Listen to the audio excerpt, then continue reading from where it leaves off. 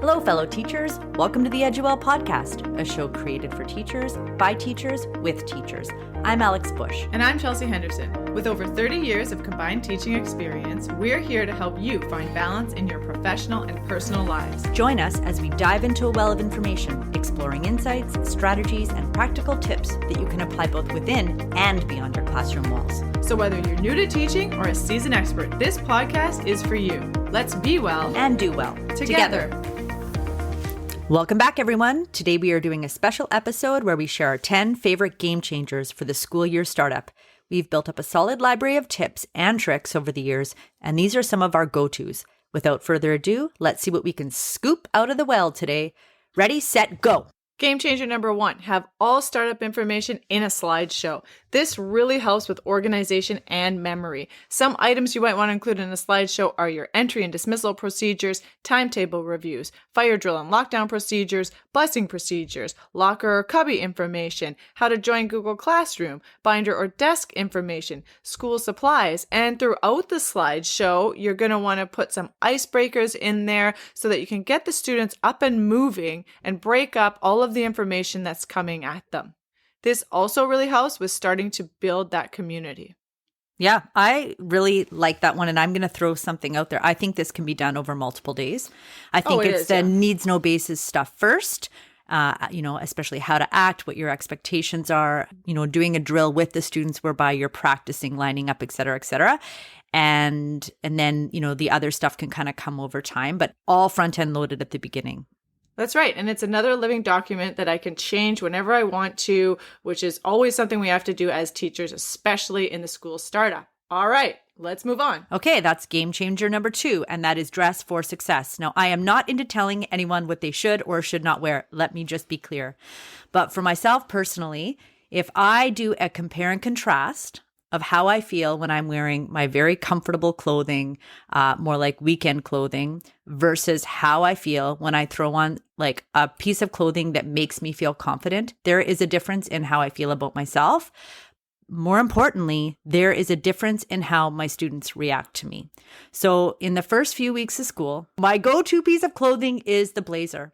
Yeah. When I throw on a blazer, and I could wear kind of a casual t-shirt maybe underneath, but there is something that commands attention about a blazer. It is a piece of clothing whereby students I really find they're more inclined to take me seriously right away. I really noticed it when I was a new teacher back when I was in my 20s. And I would throw that on. It would just give me that extra little bit of edge of feel of professionalism. So really knowing what you feel good in, what is comfortable, and what you're going to be able to use to project confidence, it matters. So really thinking about that mindfully, especially in your first 2 weeks of school, is a key game changer. Go to number 3, Chelsea. Okay, game changer number 3, I'm going to say confidence is a must. Whether it's real or not, you're going to want to have that confidence walking into your new classroom. I'm talking shoulders back, chin held high, and most importantly, smile. Be proud of who you are. We are on stage in front of an audience who we don't know yet, and that is really scary. So it can be hard to muster up that confidence to walk into that room full of people who are looking at you expectantly. So please give yourself a pep talk. Maybe give someone else a pep talk, because that's always helpful, and believe in yourself. And the more that you come in with that confidence, the more natural it becomes. This is tried and true, I think, for both of us sitting right here right now. Agreed. Confidence could come in your voice. And remember, your voice doesn't have to be loud and intimidating. It could be calm and soothing. And this all depends on your style. My advice is be authentic and be yourself. And that's how you will find your style. Okay, let's move to the next game changer, Alex. All right. This one, this is really important to me all through the year. I'm the person that sometimes in the staff room is going into the fridge and looking into my old lunches and grabbing something and throwing things together mishmash. Something I have found to be a game changer is to have a really healthy / enjoyable lunch, especially for those first 2 weeks of school. That break in the day where you get to sit down in the staff room with your peers, enjoy something very nourishing, something warm, something cold, lots of different textures and flavors, something that you can use to connect with someone else and be like, here, try this, have it wrapped up nicely, have a really nice beverage that is cooled and chilled, spending a little bit of money on, like you did when you were a kid, on things that you would get for your lunch. It gives me something every day to look forward to. Because when you go back to school at the very beginning, it is overwhelming. You've gone from being on vacation and being around very few people to being around a lot of people and having a lot of demands on your time. Everything is constrained. So make that demand on time, that break in the day, make that something you can really look forward to, savor, and enjoy. So that for me is a game changer. And it is a part of being well. You are putting quality, nutritious food into your body, and that's only going to help you feel better. This is a fact. For wellness, okay? It's a biological I'm all need. about this. Me too. And I'm surprised. And I'm the worst. I'll just say it. So I have to practice what I preach here. How many days I say, well, I just can't get to it. No, you can't afford not to eat and nourish your body and your brain. You will be better for yourself, for your family, very important. And then for your classroom, you have to take care of yourself. If you don't eat by 3:00, sure enough, you get the headache, et cetera, et cetera. Put the time and effort into nourishing your body. And if it's good food, you're not going to get that lunchtime crash after lunch where you feel like you just want to go take a nap. And I've practiced that too. Have a nice salad, something healthy, throw a nice carb in there. And afterward, you'll have that energy instead of wanting to go to sleep. Exactly. Even having something for the end of the day, like a nice buble. The end of the day, a nice buble sitting in your, in the fridge is also something that you can kind of look forward to. Those are things that I have started to be mindful about really doing for myself. Game changer number 5. For me, I show grade school pictures of myself because I am comfortable with this. We're all not going to be comfortable with this, but I find that it really shows the kids that I have been here. I have been to grade 7 since that's the grade I teach. I showed them a picture of myself in grade 7. And in that picture, I am not smiling with confidence. My face is uncomfortable. My eyes are looking off to the side. It shows what I'm thinking, that I'm entering middle school and I'm kind of uncomfortable and everyone's watching me as I take this picture. So it's just a tiny activity to show students that I've been there before and I can relate to you, and I'm going to try my best to understand what you are going through this year. Yeah, it's very humanizing to see a picture of someone when they were young and you realize, oh, they have been there. Yeah, and it's also funny. It's really funny to see pictures of your teacher when they were a kid. It's a cool thing to see. It really is. Yeah, I like that a lot. All right, well, that will bring us to, this one's kind of an anomaly. It doesn't really fit, but it's one that changed how I approach giving instructions in my classroom community. It's called the when I say go. Okay. So what this looks like is when you're giving instructions to a class, you say to them, all right, I'm going to give you some instructions. And when I say go, then you can start. If someone gets up in front of the classroom and starts giving instructions, often the students start performing the instruction. But if you start off by saying, when I say go, they are inclined to listen to all of the instructions and wait till the very end. I have found that this creates an atmosphere where students sit, are fully listening, and they're waiting for me to say go with a level of anticipation. But I do find they're actually listening to all of the instructions. So that really changed the dynamic of my classroom. I use it all the time. And when I don't use it, I absolutely notice the difference. So that is game changer number 6. Love it. And always, always to be used in phys ed classes when I say go. When I say go. Game changer number 7. Go. What do you want me to know about you? I did mention this in the last episode.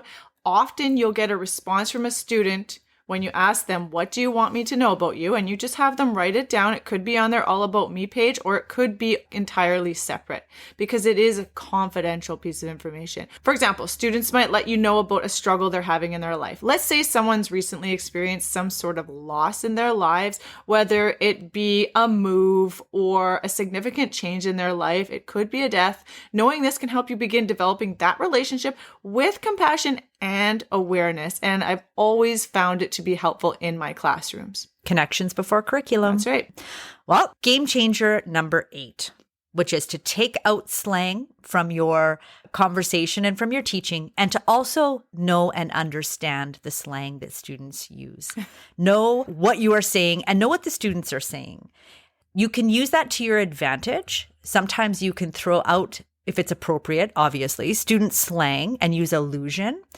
Allude to something that is trendy, that the students will know about. It gives you a level of credibility. It's also really important that you know their slang so that when they are talking in a way that sounds very innocuous, Yes. but it could have some very serious, insulting meaning or inappropriate nature. When you know what is being said when it's coded, it really helps you to know what's going on in your classroom and then to help students to move forward in a much more positive way, should it be problematic. And then in the same way though, find out sayings that are, positive or fun sayings, or maybe, I don't know what, knowing a TikTok, refer something that you know about that they are into. It helps to add to relevance, and it can help you to move forward some teaching too. It adds a lot of humor too. I mean, you make fun of yourself when you do that. Like if I use their words in the classroom, right? Yes. They hear one of their slang words coming from me. It's just so awkward and hilarious. So it could be like, like a real connecting moment where you can have a laugh with the class. Yeah, it also helps them to know that they're not getting things by you. They're going to get some stuff by you, obviously. We can't know all their slang. It's pretty tough. Yeah. But it helps them realize, they know our language. My mom is a retired teacher, and she got instant credibility because she had teenage daughters. And so she knew all of the music that we were listening to. And when the students were talking about it, she would know the albums. And she said that really helped her having, kids and then grandkids, knowing what is current and what is relevant. Yeah, I'm at a major advantage right now where my son is 12 years old and I'm teaching 12-year-olds. And when I ask him what something means, he will tell me. He will then immediately say, please do not use that word in your classroom. It will be embarrassing. So that's helpful. And I would say that I'm at a disadvantage because now both of my humans are much older and they're not into kind of that trendy stuff anymore. So I have to do my own research and find out what is current. Okay. So All you're going to right. be spending a lot of hours on TikTok. That's all I'm going to do. All right. Game changer number 9. I'm going to say it again. Get those names down as quickly as you can. I realize that many of us have several classes to teach, and there is no way that we are going to memorize those names in one day. Just try to begin familiarizing yourself with those names. As we discussed in our building community episodes, names are a very significant part of our identity. And so when you're using someone's name, it shows that you are really making an effort. And when they come in the next day and you use their names, or the next week, depends on how much you see your students, it gives them a sense of ease and assurance and also accountability for some. So again, I'm going to say if I'm teaching a grade where students are kind of getting comfortable with testing their teachers, being able to call that student by name says, I know who you are. And it kind of gets rid of some of that anonymity right away, which is great for classroom management. And we're always starting with classroom management at the beginning of the year. So knowing the name shows that you are making an effort to know your students right away. Okay, well, this is game changer number 10, and I'm outing myself that I am someone who loves anticipation. And anticipation is what moves me forward. So it's another anticipation one. It's have weekend plans to look forward to all week. You need to be able to celebrate and look forward to something. I'm going to say that again. Celebrate and look forward. Don't wish time away, but know that you have a break coming up and that is your time, and you should be able to use some of it, if not all of it, to refresh and recharge. It is your time, your time, your time. Now, this is a good time for me to acknowledge quickly that everyone's at a different point in their life and has different levels of responsibility. So if you're at a point in your life where you can only carve out an early morning 1 hour coffee looking out the window and relaxing, then that's what you do. Or a shower that's extra long where you get to use a new product. I don't know. But making sure that you have something that you are able to look forward to that is just for you to refresh and recharge. And I am hoping that all of you at some point have an entire weekend to really dedicate to yourself and to your reclaiming of time for a little bit, because we do everything by a bell and we are always, always on in the career that we have chosen. And it is so important that you recharge for yourself. It helps you, it helps your family, and of course, it helps your classroom community. All right, well, that brings us to the end of our game changers for the startup of this school year. So, Chelsea? Game changer number 1, use a slideshow for all startup information to stay organized and be prepared. Game changer number 2, dress for success. Wear what makes you feel good and do not discount the power of a solid look. Game changer number 3, emphasize confidence, even if it's not genuine initially. And remember, preparedness and a positive attitude contribute to confidence. Game changer number 4, pre-make your lunch. Preparing a special lunch for the first week of school or the second week too makes it exciting and gives you something to look forward to. Game changer number 5, show school pictures of yourself if you're comfortable with that. Share personal experiences like being nervous going to middle school. Game changer number 6, use the saying, when I say go. Try it. It works. Game changer number 7, ask students to fill out a what do you want me to know about you information sheet so you can begin gathering information that will help you in creating your community and building trust with students. Game changer number 8, know and understand the popular slang while maintaining a professional tone and use it to your advantage. Game changer number 9, make it a focus to get to know names as soon as you can. Students will feel appreciated and it helps with accountability. And game changer number 10, always have weekend plans to look forward to and celebrate, no matter how small. And there you have it, 10 game changers that we hope you will find useful in setting up for a successful start to the school year. Thanks for joining us on this episode, and we'll catch you next time when we discuss the magnificent impact of your morning routine here on EduWell. Until then, be well and do well.